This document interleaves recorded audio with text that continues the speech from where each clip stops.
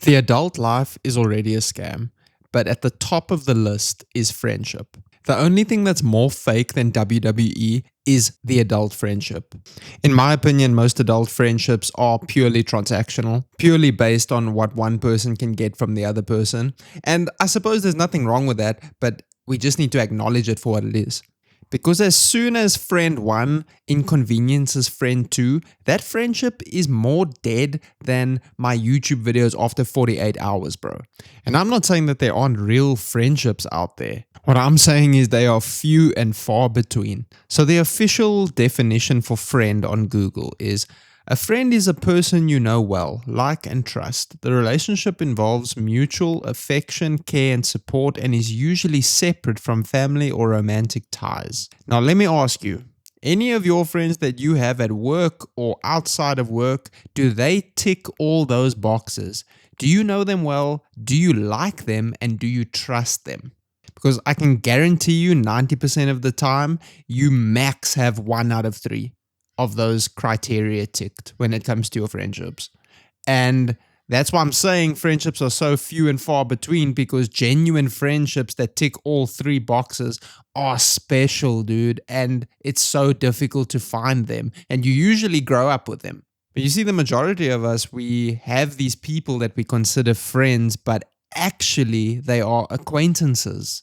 And that takes on an entirely new meaning to the relationship, because the official definition of acquaintance is: an acquaintance is a person you know, but not very well. They are more than a stranger, but they are not a close friend. The reason why differentiating between a friend and an acquaintance is because the expectations of that relationship are completely different. You cannot have the expectations that you would have of a genuine friend onto an acquaintance. It's just not fair on either party. But this mix-up happens far more in one environment than any other, and that's the workplace. So many fake friends have been made and lost in the workplace, ladies and gentlemen. So let's say you get a job at the corner grocery store, right? You are brand new, you just got hired. You know nothing about how this place works. And you see one employee that's been there for a long time, clearly knows the ropes, knows what they're doing, and they start warming up to you because you're the new guy. And they are willing to show you how everything works, what to do, what not to do, maybe even a little few tricks here and there to make your life easier.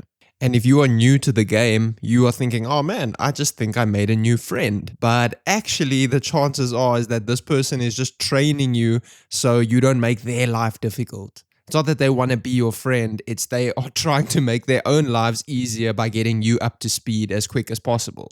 But you don't know that yet, and you are not thinking like that. So let's say you are going about your first week or your first month, and then comes a day you made a mistake. You did something. It was an accident, but it's clearly against the rules and you messed up and you're probably going to get punished for it, right? Now you thinking old boss man over here that's been here for a long time is going to cover for you or try and stand up for you. Meanwhile, they were the first ones to go and tell the manager what happened. And you are like, what the hell? I've just been blindsided. I thought this person was my friend. And now they were the first ones to run to the boss to go tell them that I messed up. Well, my friend, you have just learned a very important life lesson. The workplace is for work and not for friends, mate. And it's a place where generally 90% of the time, 99% of the time, people look out for number one, which is themselves. And if you have made that mistake of thinking people were going to back you up or were going to help you, I'm not saying it can't happen, but 99% of the time, it's not going to happen in the workplace because people are there to earn a living so they can feed their family. If you are getting in the way of that, that's just not going to fly. And in that line of thinking, it's completely understandable to expect people to behave that way, that there are no friends, especially if you are on the same level as someone, because if you end up doing a better job than them, you will be first in line for a promotion. The boss will be looking at you, this guy's ready to step up. I know this other guy's been here for a few years, but this guy's got it. This guy has what it takes. And people will do anything to get ahead, to climb the ladder. Like the workplace is actually the Wild West, bro. People will snake each other like you cannot fucking believe in the workplace. It is actually ridiculous. Like you cannot feel safe at work, bro. And the reason why I'm like giving this example is that I've had personal experience, when I started this one job, I got put on a crew and I was getting shown the ropes by someone that was there for a long time and felt like, this person was, having my best intentions at heart. Bro, I found out months later that this person was like talking trash about me and other crew members. That's absolutely wild because you trusted this person. You saw them as a friend. This person had your best interests at heart. Meanwhile, they were, talking trash about you to the boss. So that it was a valuable experience for me because I realized that, especially at work, man, you just cannot trust people. And I've noticed the friendships that people have at work that are actually genuine, most of the time, those people were friends outside of work already. Like they went to university together, they went to school together, and they just somehow ended up at the same company. And that, I mean, is completely different. I think it's dope. Imagine being able to actually work with your best mate. I feel like that would really be dope. But the workplace as a starting environment for a friendship, it doesn't have the goods. It just doesn't have what is necessary to make a friendship grow. And like I say, there are anomalies. There are actual situations where you can meet friends at work, but a lot of criteria have to be in place. Like you can't really work directly with that person. They might have to work on another department or some other place of the business, because then there's not so much conflict together. There's not a lot of things that could go wrong early on in the relationship. That's just what I think. I think for a friendship to actually make sense in the workplace, you shouldn't work directly with that person. That person can't be your boss. Like there's a lot of things that need to happen. But generally, the workplace is not the best place for a friendship to grow. And if you haven't learned yet, then you will probably learn the hard way, like I did. But I feel like that's pretty common knowledge, like throughout the ages. You just don't trust people at work. You be nice with them, you be corporate, you treat them as what they are. They are an acquaintance. You don't know them well and you don't trust them. Remember, like our definitions earlier, you don't know them well. So be on that vibe. You don't need to be nasty to anyone. You don't need to, give them the cold shoulder for no reason. You be civil. You just be yourself, but not too much. Not too much yourself. You don't tell them something you wouldn't want them to know. And you don't let them get the opportunity to stab you in the back, essentially. And that's just the way you got to think, man. And also with friends at work, or you think you are someone's friend at work, socializing with them outside of work hours is very, very dangerous. It's very dangerous. Like if you are going out to bars or restaurants or clubs or whatever, and you are with them, dude, do you know how much ammo you are giving them? How much ammo you are giving them to use against you? Because in those kinds of situations outside of work, you will be more yourself. You'll talk freely, give your opinions about things. You might even say something bad about the boss because you think that this person is your friend.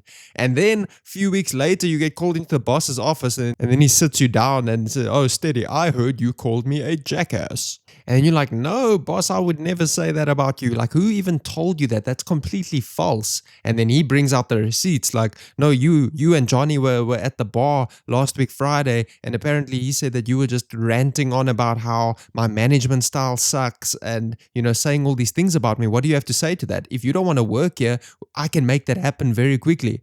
And then you're like, "Oh my God, this dude just snaked me, bro. Someone that I thought was my friend just snaked me, bro." So yeah, man, be careful who you talk to at work. Really be careful. But I would say on the tier list, work fake friends, that's like A tier. But there's an S tier. Social event fake friends. That is the S tier. That is the final boss of fake friends. They are the kind of people that you will label parasites. That is a very heavy word to describe another human being. But some people, these fake friends are parasites, bro. There's no other way to say it. They only show up when you are going to the bar, when you're going to restaurants, and they know they are getting free food, free drinks, free entertainment. That is the only time they are your friend. But when it's your birthday, when it's Christmas, you might even get them a birthday present or Christmas present, but you are not getting shit in return from them. Not that you should be expecting to get anything in return, but just know you are getting nothing from this person. And we all know someone like this, or we know of someone that has a fake friend like this. I've seen it so many times in my life, where there are people that literally are a part of this friend group, but they are just there to cash in. Especially when it comes to bars and restaurants. They only show up when it's a free meal, when it's a free drink. You will never see them in any other kind of social setting that doesn't benefit them, as in getting something. You know, they'll never be there for that person when that person is in trouble, or they'll never be there for a friend when you really need them. They are only there when there's like a beer special, or there's a hamburger or steak special, bro. And these friends are usually the most difficult to shake off, to break up with, essentially, because they often start out as genuine friends. They are often the people that have been in your life for a really long time, but somehow, some way, their life got a bit, weird when they became an adult, and then they turned into this kind of, parasite of sorts. And they leech off of you, they feed off of you, and they use the whole "we've been friends forever, bro." They use that shtick to basically like continue leeching off of you.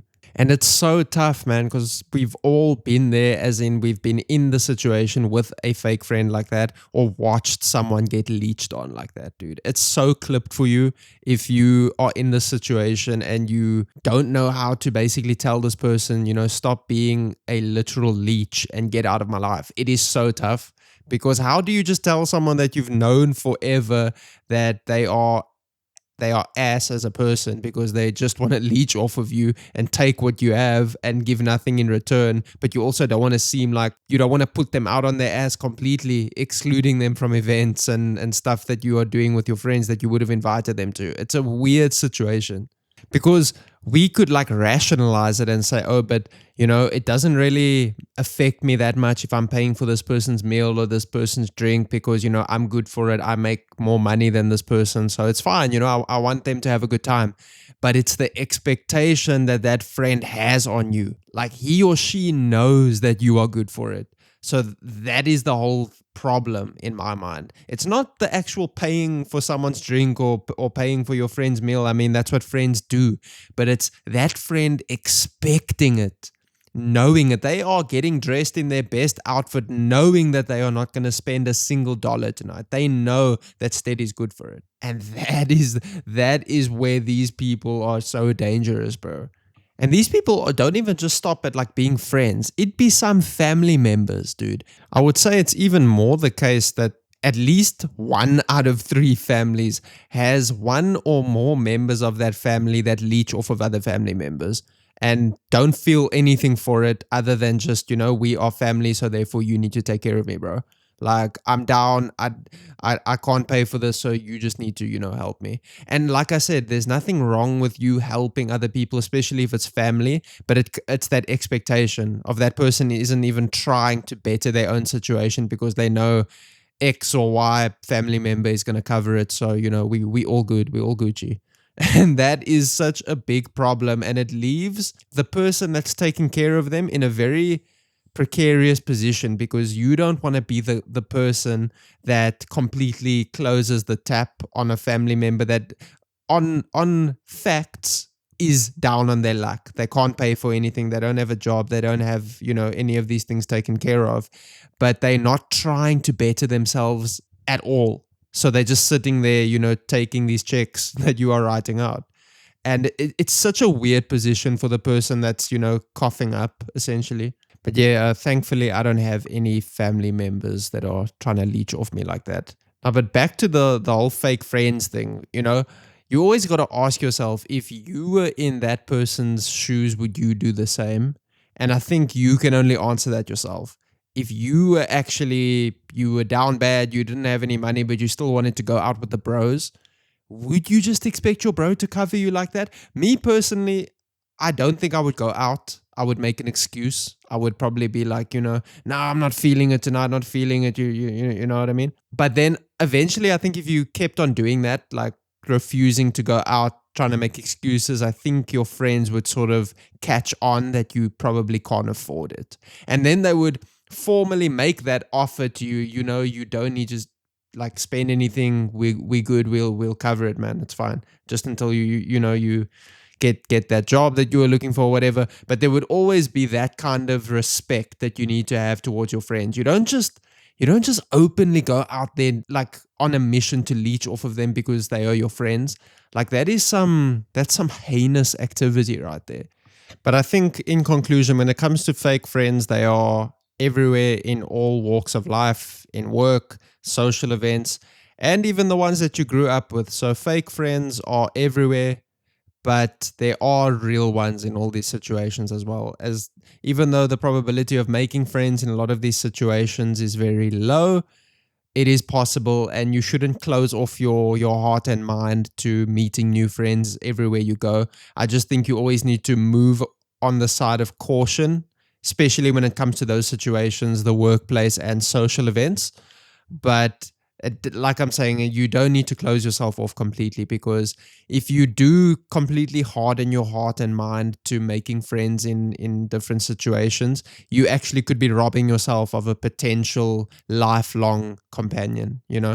And that is what friendship does. Real friendship, you have them for life. They become your day ones, and that is so important and something that you shouldn't ever sniff, like put your nose up to. I don't know what I just said there. Sniff what? You shouldn't put your nose up to making good friends, but you need to have that sense of awareness about you at all times.